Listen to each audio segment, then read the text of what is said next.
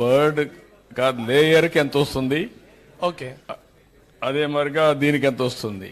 Sir I mean ఒకవేళ disease identification early stage లో చూసుకుంటే ఒక లేయర్ 8-9 months లో చచ్చిపోతే it will cost it around 1,000 rupees వరకు మినిమం పడుతుంది. దాంట్లో రిటర్న్ ఎంత వస్తుంది?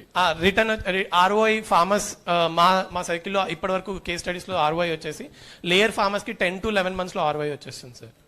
అంటే వాళ్ళు 10 to 11 months లో రికవరీ చేసుకోవచ్చు. ఐ మీన్ ఓవరాల్ గా ఎంత వస్తుంది money in terms of money? I'm asking okay what you are charging. Production వచ్చేసి 15% ఇంక్రీస్ అవుతుంది లేయర్ ఫార్మ్స్ లో. ఫార్మర్స్ ఉన్నారా ఎవరన్నా?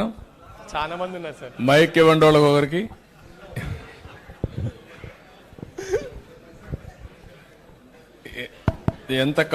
ఎంత కాస్ట్ అవుతుంది? నమస్తే సార్.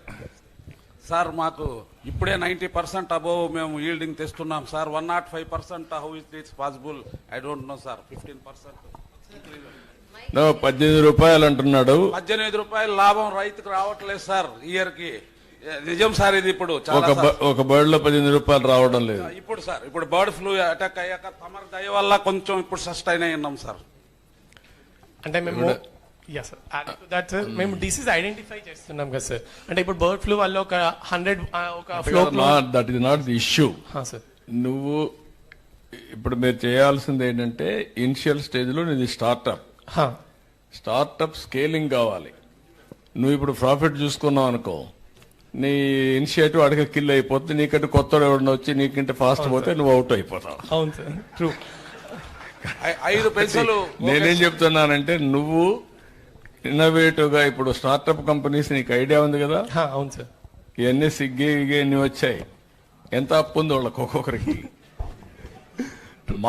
మార్కెట్ బిల్డప్ చేస్తారు, దెన్ అప్లికేషన్కి వెళ్తారు, ప్రాఫిట్కి వెళ్తారు. You are going reverse way sir. Obvious గా ప్రైస్ లో అంటే ప్రైస్ ఫైనల్ అని చెప్పలేదు. నువ్వు గానీ అది గానీ ప్రైస్ కూడా ఇచ్చేస్తే ఆంధ్రప్రదేశ్ లో ఒక పైలట్ గా తీసుకొని సార్ మీరు చేసేదానికి నేను కోరిలేషన్ చేస్తాను. సార్